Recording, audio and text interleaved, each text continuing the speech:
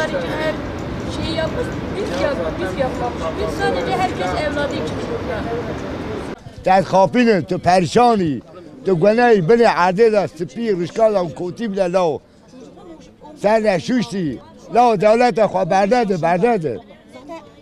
Asla devlete haberdedir. Devlet hadnake poziye ki kumbe. Ama yallah ona silahı kötü kafir merva. Ona merva direkt kuştuni. Onlara hayır gelmez. Kimse yok. Kimse alakası. Üçü bazıydı. Arkadaşlar. Ses. Abi başla.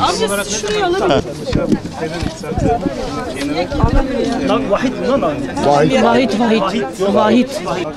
Oğlum 15 yaşında. Oğlumu korkutuyorlar. Diyor eğer gitsin devlet seni böyle yapar, böyle yapar. Hepsi yalan söylüyorlar. Oğlum çık gel. Sen çok cesaretlisin. Seni biliyorum, cesaretini topla, kaç, gel. Seni biliyorum oğlum. Biliyorum abi, zaten oğlum dağdadır, biliyorum. Oğlum sağ salimdir. He. Hiç aramadım onu. He. Biz Ben gittik. gittim gördüm ben. He.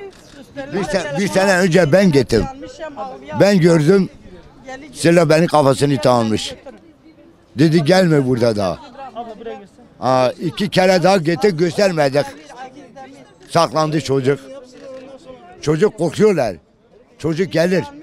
Ama korkuyorlar gelemiyor. Evet. Yok. Yok dedim ben geleceğim, ben korkuyorum onlardan. Bizde ne istiyorlar? Biz fakiriz zaten, biz mağduruz. Bizim elimizde bir şey yoktur. Bak ben ta kadar nereye geldim? Ne için geldim?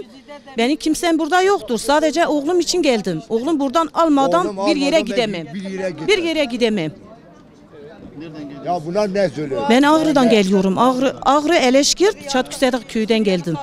Çatküsedak köyden geldim. Ben oğlumu istiyorum, bir yere de gitmiyorum. Şu taraftan alın gençler. Babaları da yoktur. Şimdi baba olaydı. Babaları yoktur. Çocuğu kandırdı, götürdü, küçüktü. Yayını şuradan yapın. Ya küçüktü ya, küçük. Daha 16 yaşındaydı. Şuradan yapın yayını hocam. Ne yaptıysa biz de bilmiyoruz. Aradık, bulamadık. Her yere gittik. Suriye'nin kapısında 2 gece orada yattık yerde. Arkadaşlar oraya alın daha iyi. O, biz göremedik. Göremedik. Her gün bir ölümündür. Her gün ağlıyor. Çocuk biraz şeydi de. Öyle kandırıldıydı zaten. Falan öyle saftı ya. Öyle saftı, kandırıldıydı. O karakola nasıl öyle oldu, nasıl sabah gitti biz karakola şey yaptık, o bağlar karakoluna. Gittik biz bir şey yapamadılar. Görmediler, aradık biz de görmedik. Daha geldik oturduk, kaç senedir öyle daha ölmüşük vallahi. Şimdi daha ne yapalım? Kaç yıldır gitmiş? 4. Oğlumu istiyorum o kadar, bir şey istemiyorum daha. Neden buraya geldiniz peki? Nereden gördünüz? Ben kamera şeyde gördüm, televizyonda gördüm. Kaç kere ben buraya geldim dedi biz görmemişik, biz bilmiyoruz. Biz ne biliyoruz nereye gitmiş? Bilmiyorum. Televizyondan Hangisi hedef vardı ben gittim oraya. Bir yer bırakmadım. İçeri baktım, şey yaptım. Ben bir şey göremedim. Onlar da bize bir şey söylemedi. Şimdiye kadar bu hala düşmüşüm. Daha ben hastayım, baba da yok. O ne yapamalı? Oğlumu istiyorum oğlum. O 16 idi. 16-17'ye girmişti. Hemen kandırıldı hemen. Bilmiyorum nereye gitti. Tabii biz öyle haberimiz öyle bir şeyler de yoktu. Biz bilmiyorduk. Kaç senedir bu Diyarbakır'da öyle bir şey bilmiyorduk yani. Bu HDP'dir, bu nedir daha yeni öğrenmişik yani. Bilmiyorduk. Suriye tarafında olduğunu düşünüyorsunuz. Suriye dedi.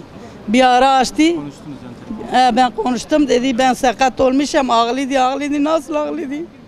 Diğer 2 ayağım yanmış. Şimdi sandalyedeyim. Bilmiyorum daha ne oldu, bir senedir haber alamadım. Aziz Demir. Benim Güzide Demir.